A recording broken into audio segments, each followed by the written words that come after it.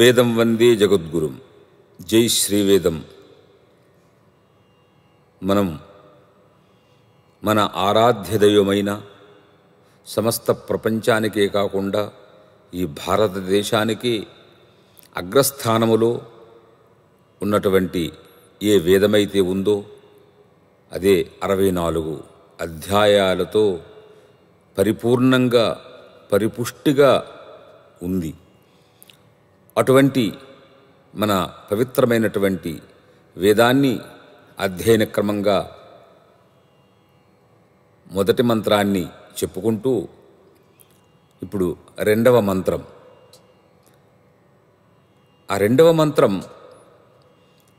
ఎక్కడైనా వేదములో ఏ శబ్దం వచ్చినప్పటికి కూడా అగ్నిగా కావచ్చు, వాయువుగా కావచ్చు, ఇంకా ఎన్నో రూపములు ఆయా శబ్దములకు వాచ్యుడు పరమాత్మే, ఈశ్వరుడే, భగవంతుడే. కాబట్టి అనేక అర్థములున్నప్పటికి కూడా ప్రధానంగా భగవంతుడే మన లక్ష్యం కనుక, మోక్షస్వరూపుడు కనుక, జ్ఞానస్వరూపుడు కనుక, జ్ఞానప్రదుడు కనుక ఆయన్ని మనం దృష్టిలో ఉంచుకుంటూ ప్రతి మంత్రాన్ని అర్థం చేసుకోవాలి కూడా. ప్రతి మంత్రము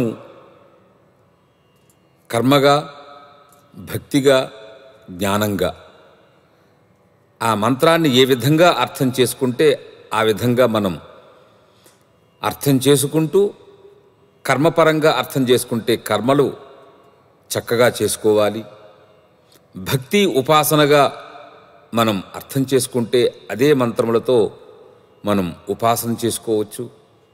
జ్ఞానపరంగా అర్థం చేసుకొని ఆలోచన పరంగా ఉన్నట్లయితే ఆ మంత్రాన్ని జ్ఞానపరంగా, అంటే మంత్రాధిష్టాన దేవత పరమేశ్వరుడు కాబట్టి జ్ఞానం కలిగిన తర్వాత జ్ఞానాదేవత కైవల్యం అన్నట్లుగా ఆ పరమాత్మే మనకు దర్శనమిస్తాడు. కాబట్టి అర్థాన్ని గురించి ఎక్కువ ఆలోచించకుండా మీరు కర్మలు, అదేవిధంగా ఉపాసన, తదనంతరం జ్ఞానం, ఆ విధంగా ప్రతి మంత్రానికి, ఈ మంత్రానికి కర్మ, ఈ మంత్రానికి ఉపాసన, ఈ మంత్రానికి జ్ఞానమని మనం ఆలోచించకూడదు. ఎందుకంటే అది వేద నిర్దిష్టమైనటువంటి సిద్ధాంతం కనుక ప్రతి పదార్థంలో కూడా పరమేశ్వరుడు ఉండేటప్పుడు అది కర్మ కావచ్చు, ఉపాసన కావచ్చు, జ్ఞానం కావచ్చు, ఈ మూడు వాటి రూపాల్లో అవి ఉంటాయి. సాధకుని యొక్క పరిస్థితిని బట్టి అవి అర్థమవుతూ ఉంటాయి కనుక ఆ విధంగా అందరూ అర్థం చేసుకోండి. ఇక్కడ అగ్నిశబ్దం మాటిమాటికి వచ్చింది కనుక ఆ పరమేశ్వరుడే అని మనం అర్థం చేసుకుని పోతూ ఉండాలి. ఇప్పుడు మనం ముందు చెప్పుకున్నటువంటి మంత్రములో ఆయన యొక్క తటస్థ లక్షణం కావచ్చు, ఆయన యొక్క స్వరూప లక్షణం కావచ్చు, అవన్నీ చెప్పున్నారు ఆ మంత్రములో. అదే పరమాత్మ, ఆ భగవంతుడే, ఆ పరమేశ్వరుడే ఎలా ఉన్నాడంటే ఈ రెండో మంత్రంలో చెప్తూ ఉన్నారు. ముందు మనం పదాలను చూద్దాం. అగ్ని పూర్వేభిః ఋషిభిః ఈడ్యః నూతనైః ఉత సహ దేవాను ఆ ఇహ వక్షతి. ఆ ఇహ ఏహ అయింది, అది సంధి అయింది కాబట్టి దేవాను ఉండేటప్పుడు ఆ నకారానికి అనుస్వారమై దేవాంగ్ ఏహ ఏ ఉంది కాబట్టి దేవాంగ్ కాఖ గాఘాంగ ఆ ఉచ్చారణ చేగా చెప్పుకుంటూ మనం ముందుకు వెళ్ళాలి. పూర్వేభి ఋషిభి, వాస్తవంగా ఇక్కడ పూర్వై ఋషిభి ఉండాలి. ఇది వేదం కనుక ఆ భిస్ ఐ స్థానములో భిస్ వచ్చి పూర్వేభి అయ్యింది. కాబట్టి అగ్ని పూర్వేభి ఋషిభి, పూర్వేభి ప్లస్ ఋషి ఋ అది ఋషి. కాబట్టి ఇక్కడ మనం మంత్రం చెప్పేటప్పుడు మాత్రము పూర్వేభి ఋషిభి అవి సంయుక్తాక్షరములు కావు, సంయోగం కావు కనుక ప్రత్యేకంగా పూర్వేభిర్ ఋషిభి అని విడదీసుకున్నట్లుగా మనం పలుక్కోవాలి. పూర్వేభిర్ ఋషిభి చెప్పినట్లయితే అది సంయోగం అయిపోతున్నాయి. అవి అట్లా కాదు, అచ్చు కాబట్టి రు కాబట్టి దానికి ప్రత్యేకంగా రుని చెప్పి మనం రుని చెప్పి రు చెప్పుకోవాలి. ఇప్పుడు మనకు అగ్ని పూర్వేభిర్ ఋషిభిరీడ్యో నూతనైరుత సదేవాంగ్ ఏహ వక్షతి. పూర్వమంత్రంలో చెప్పినటువంటి ఏ పరమాత్మ అయితే ఉన్నాడో ఆ పరమాత్మ అగ్ని అంటే పరమాత్మ పూర్వేభి ఋషిభి పూర్వకాల మహర్షులు, పూర్వం ఉన్నటువంటి సప్తర్షులు కావచ్చు, ఇంకా ఏ మహర్షులైతే ఉన్నారో వాళ్ళందరూ కూడా ఈ పరమాత్మనే ఆరాధించారు అని అర్థం. పూర్వేభి ఋషిభి ఈడ్య అంటే స్తుతించదగినవాడు అంటే వాళ్ళు కూడా స్తుతించరి, ఆరాధించరి, ధ్యానించరి, ఆ భగవంతుణ్ణి పొందారు అని అర్థం. అగ్ని పూర్వేభి ఋషిభి ఈడ్య నూతనై ఉత, ఇక ఆధునికులైనటువంటి ఇప్పుడున్నటువంటి మనవాళ్లతో అయితే తప్పనిసరిగా ఆరాధించదగిన వాడే. ఎందుకంటే మనకు ఉన్నటువంటి సమయం తక్కువ కాబట్టి పూర్వకాలం మహర్షులు కొన్ని వేల సంవత్సరములు తపస్సు చేశారు కనుక వాళ్ళు పొందారు. కాబట్టి మనం కూడా వాళ్ళకంటే ఎక్కువ సమయాన్ని ఇచ్చి మనస్సును పూర్తిగా భగవంతుని యందు లగ్నం చేసి ఆరాధించినట్లయితే ఆ భగవంతుడు మనల్ని కూడా అనుగ్రహిస్తాడు. ఉత నూతనై అంటే ఇప్పుడున్నటువంటి మనవాళ్ళ చేత అయితే చెప్పవలెనా అంటే ఇంకా మనం ఆరాధించాలి అని అర్థం. నూతనై అంటే ఆధునికమైనటువంటి సాధకులు, భక్తులు, మేధావులు, విద్వాంసులు, సైంటిస్టులు ఎవరైనా కావచ్చు, వీళ్ళందరి చేత కూడా భగవంతుడు ఆరాధించదగినవాడే. భగవంతుడిని విడిచిపెట్టి మేమేదో గొప్పవాళ్ళం అనుకుంటే మాత్రం అది పొరపాటే. కాబట్టి ఎంత పెద్దవాళ్ళమైనప్పటికీ కూడా భగవంతుని దృష్టిలో చిన్నవాళ్లమే కనుక పూర్వమహర్షులే భగవంతుణ్ణి ధ్యానిస్తే మనమెందుకు ధ్యానించకూడదు? మనం కూడా ఆస్తికత్వ భావాన్ని, ఎందుకంటే ఎంత మేధావిత్వం ఉన్నప్పటికి కూడా ఈ సృష్టిలో ఉన్నంత వరకే నీ మేధావిత్వం. ఈ సృష్టి నుంచి బయటకు వెళ్ళినట్లయితే నీవు జీరో అయిపోతావు, శూన్యమైపోతావు. కనుక ఉన్నటువంటి ఈ జీవితాన్ని భగవంతునికి సమర్పిస్తూ నీ ఆనందాన్ని, అనుభవాన్ని నువ్వు అనుభవించవచ్చు, తప్పేమీ లేదు. కాబట్టి ఉత నూతనై మనతో కూడా మనం కూడా భగవంతుణ్ణి ధ్యానించాలి. మహర్షులు ఏ భగవంతుణ్ణైతే ప్రార్థించారో, ఏ భగవంతుణ్ణైతే ప్రార్థించి ధ్యానించి పొందారో అదే భగవంతుణ్ణి మనం కూడా పొందాలి అన్నటువంటిది చెబుతూ సహ దేవాన్ ఏహ వక్షతి, ఆ భగవంతుడే సమస్త విజ్ఞానమును, సమస్త కోర్కెలను మనకు ప్రసాదించి అందిస్తాడన్నటువంటి భావన సదేవాన్ ఏహ వక్షతి. ఎందుకంటే భగవంతుడే ఇచ్చేవాడు, భగవంతుడే తీసుకువెళ్ళేవాడు కనుక మనం ఎవరికైనా ఇస్తున్నామంటే మనం ఇచ్చినట్లు కాకుండా భగవంతుడే ఇస్తున్నాడు.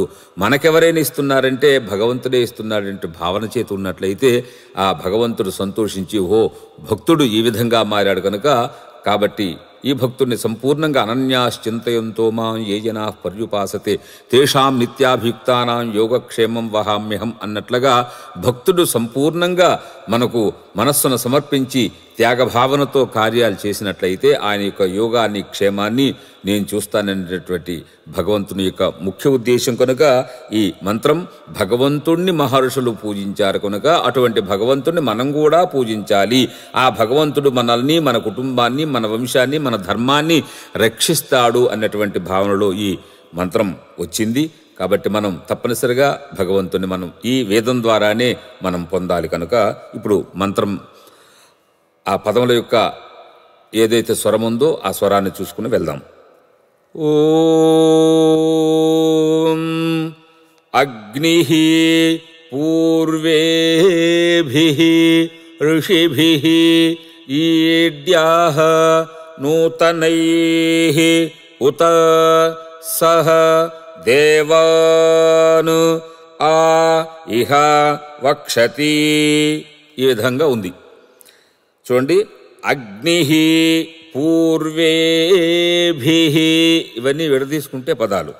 ఋషిభిః ఈడ్యాః వాస్తవంగా ఈడ్యః మనకు యజుర్వేదంలో అయితే ఈడ్యః అని చెప్తాం. ఇది మంత్రాంతం కాబట్టి ఆ అనుదాత్తాన్ని స్వరితంగా చెప్పేటో ఈడ్యాః అని దీర్ఘంగా మనం ఉచ్చరించవలసి వస్తుంది. నూతనైః ఉత సహ దేవాన్ ఆ ఇహ వక్షతి. ఏహ ఆ ఇహ వక్షతి. ఇహ అని ఆ ఉదాత్తంలో ఉంటే ఇహ అది సంధి అయిపోయిన తర్వాత ఏహ అయిపోయింది. తర్వాత వక్షతి ఇవన్నీ అనుదాత్తాలుగా అయిపోతాయి పదపాఠంలో. ఇప్పుడు మనం దాన్ని సంపూర్ణంగా మంత్రంగా చెప్పుకునేటప్పుడు ఓం అగ్నిః పూర్వేభిః ఋషిభిరీడ్యో నూతనైరుత. మనం దీన్ని క్లాస్ వైజ్గా ఇచ్చాం కూడా దాన్ని అక్కడ మీరు చూసుకున్నట్లయితే ఇక్కడ ఇంకా బాగా అర్థమవుతుంది. ఓం అగ్నిః పూర్వేభిర్ఋషిభిరీడ్యో నూతనైరుత. ఇప్పుడు పూర్వేభిర్ అనేటప్పుడు ఆ రును కూడా మీరు ఉదాత్తంగా కానీ అనుదాత్తంగా అని చెప్తారు. అట్లా కాకుండా అగ్నిః పూర్వేభిర్ఋషిభిరీడ్యో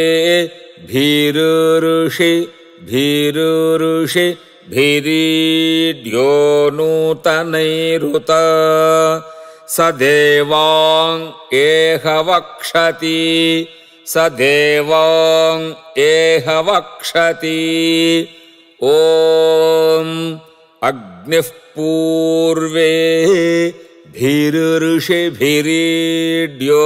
నూతనైరుత స దేవాన్ ఏహ వక్షతి.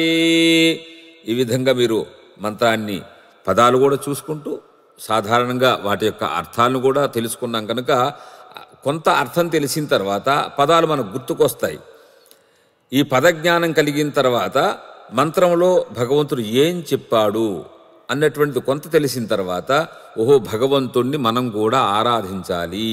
మనం ఎంత మాత్రం కూడా ఈ సమయాన్ని వ్యర్థం చేయకుండా ఉన్న సమయాన్ని భగవదర్పితంగా చేసినట్లయితే భగవంతుడు మనల్ని మన జీవితాన్ని కూడా పూర్తిగా పవిత్రం చేసి మనల్ని అనుగ్రహిస్తాడు. జ్ఞానం కావాలనుకున్నా శాంతి కావాలనుకున్నా ఆ భగవంతుడే మనకు ఆరాధ్య దైవం గనుక ఈ మంత్రం ద్వారా భగవంతుణ్ణి ప్రార్థించి ఆ భగవంతుని యొక్క అనుగ్రహాన్ని పొందుదురుగాక. జై శ్రీవేదం.